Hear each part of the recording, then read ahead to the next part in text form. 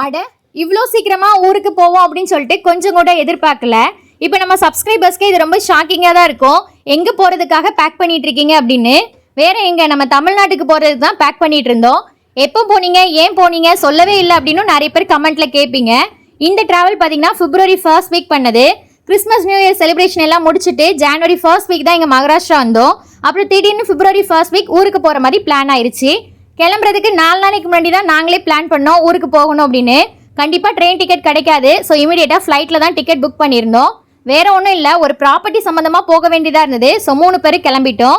2 நாள் தான் ஊரில் வேலை. ஸோ 2 நாளைக்கு தேவையான ட்ரெஸ்ஸை மட்டும் ஒரு சின்ன ட்ராலியில் பேக் பண்ணியாச்சு. லைஃப்பில் இதுதான் ஃபர்ஸ்ட் டைம் இப்படி ஒரு சின்ன ட்ராலியை தூக்கிட்டு ஊருக்கு போகிறது.